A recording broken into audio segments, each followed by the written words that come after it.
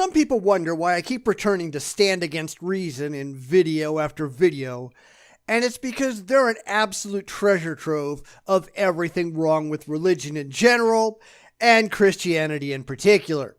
Their arguments are stupid, their logic inane, and they're completely blind to the fact that their videos just make them look like morons. They're the gift that keeps on giving. So this time, Greg Koukl tries to explain why more people aren't Christians. No, he won't admit the real reason, that they have no evidence for the things they believe, so instead he comes up with a laundry list of silly excuses designed to make his side look good and everyone else look bad. But in reality, he's just staring in the mirror and reporting on his own failures. So let's take a look.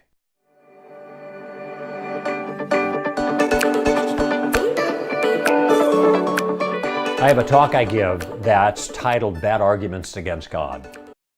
I'm still waiting for anyone to give me a good argument for God. Got any? And there are lots of legitimate ways, I think, to go after Christianity. Like Paul says, if Jesus didn't rise from the dead, then we are of most people to be pitied, okay? And you have no evidence that ever happened. And so if there is no resurrection, we're wrong. Zero evidence. You're wrong. If there is no God, we're wrong. If no evidence. You're still wrong. there was no Jesus, we're wrong. And there's no evidence that the Jesus described in the Bible ever lived either. You're just not doing well today, are you? I mean, so there are legitimate ways to go after Christianity, but in this talk, I deal with what I think are bad ways, ill-informed ways of challenging God's existence or challenging Christianity. And in that talk, I make an observation. And the observation is there are lots of people who make very foolish mistakes in thinking, who are otherwise intelligent. They're bright, they're doctors, they're lawyers, they're PhDs, they're academics of all sorts. They're really smart people, but when it comes to spiritual things, they make really foolish mistakes. Funny, I'd say the same thing about theists.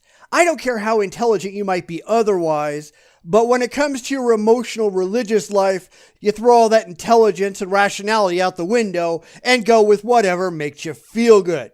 And that's why I spent so much time calling you out for not having any objective validation for the things you believe. And that's something you don't want to listen to, isn't it? And this brings us to the question of why is it that Jesus is not accepted by the rank and file? Why aren't more people Christians? What are you talking about?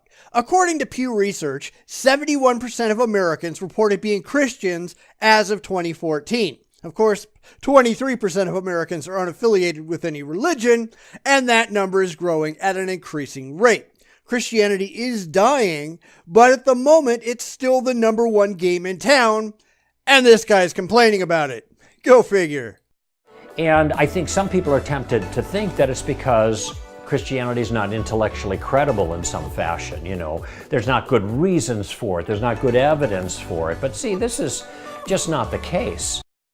Yes, it is. Because what you personally think are convincing reasons to believe in Jesus aren't necessarily good reasons. They aren't necessarily intellectual reasons. They aren't necessarily rational reasons based on objective evidence. In fact, none of the reasons you believe are what I would call good reasons. They're emotional desires. They are not evidence-based facts. Because we can marshal all kinds of great evidence in favor of the existence of God or the reality of the resurrection or the historical Jesus who did miracles and said the things that Jesus said. When do you think you're going to present any of that? Because in the last 30 or so years that I've been an atheist and the 20 or so years before that I was a Christian, I can honestly say I've never seen a single good reason to believe any of it. And a whole host of other things. Virtually every area that is vital to the Christian worldview, we can give solid reasons why. Believing in that is better than believing in some other alternative. Unfortunately for you, you're just wrong. Now, you can give emotional pleas for why you want these things to be true, but you can't produce any objectively demonstrable evidence that any of them actually are true in the real world. Like it or not, that's what it would take to convince me that any of your beliefs are worth holding. So the reasons are there. Why is it that people don't get it? Because the reasons aren't really there and you're just delusional? If it seems so simple, it seems so straightforward. And the reason is, which is the same reason that very intelligent people make very foolish mistakes in thinking when it comes to God, is because it's not based simply on thinking. And that's the problem. It's based on feelings. You're asking intelligent, rational people to throw away their intelligence and rationality and embrace your ideology based on emotion. It's like saying scientists should just throw away the scientific method and accept reality based on magic. It's just stupid. There are lots of reasons that people reject the claims of the gospel and Jesus of Nazareth. Sometimes it's for rational reasons. Maybe they've never been exposed to some of the things that we know about through Stand to Reason and other organizations like us, apologetics. Yeah, crazy people. You're pretending that we don't know what you're saying, that we somehow haven't been exposed to the insanity that apologetic peddlers like yourself spew. We have. We know exactly what you're claiming. We just think that what you're claiming is idiotic. And you're certainly not alone in that. You're saying the exact same thing that the flat earthers and the alien abduction believers and the crypto psychotics have been yammering on about for centuries. And none of it stands up to a moment's critical scrutiny. That's why everybody thinks you're nuts. Because you are. Sometimes it's just through prejudice. They have a narrow focus. They don't want to think about the alternatives. They have prejudged them without looking at them, and they're prejudiced against them. Ah yes, because everyone is out to get you. It's abject paranoia gone wild. And again, this is nothing new. It's the same thing that the flat earthers and the alien abductees claim, that everyone is just biased against their obvious truth. It's the same old crazy song and dance, and it's no more impressive coming from you. Sometimes there are emotional reasons. People say, I can't believe in Christianity because if I believed in that, then I would have to admit that my parents who now died are not with God. And I can't countenance that. So that's an emotional reason, right? Not understandable. Staring in that crazy funhouse mirror again, huh, Greg? Because that's why you believe this nonsense in the first place.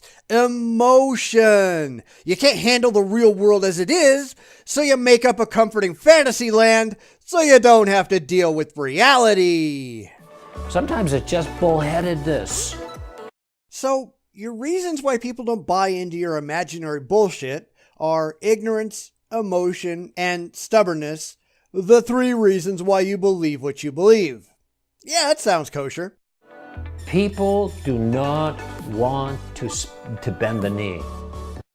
No, people don't want to believe in unsupported, irrational garbage. And you know, there are a whole bunch of atheists that have said just that. I don't want to believe in God. He messes with my social life. He messes with my sex life. I do not want to bend the knee. Yeah, citation needed. I don't believe any atheist has ever said that to you. And that really, I think, is the ultimate issue. Why is it that most intelligent people don't believe in Jesus? Well, you just answered your own question, didn't you? They're intelligent. But doesn't that say something about your side? If most intelligent people don't believe in Jesus, what's left? Stupid people? Yeah, Greg, far be it from me to disagree with your own self-assessment. Well, it's the same reason that most unintelligent people don't believe in Jesus. It has nothing to do with intelligence. It has everything to do with intelligence. There's a strong negative correlation between intelligence and education and religiosity. Smart people don't tend to be religious. But again, we have to go back to the statistics. If most intelligent people don't believe in Jesus, and most unintelligent people don't believe in Jesus, where do we get the 71% of Americans that claim to believe in Jesus? How does that work, Greg? It's because that Jesus makes too big of a moral and ethical demand on people's lives. They have to bend the knee. There's a big difference between believing in Jesus and worshiping Jesus. Now, I know I've pointed this out before, but the religious don't seem to be able to get it through their little pea brains.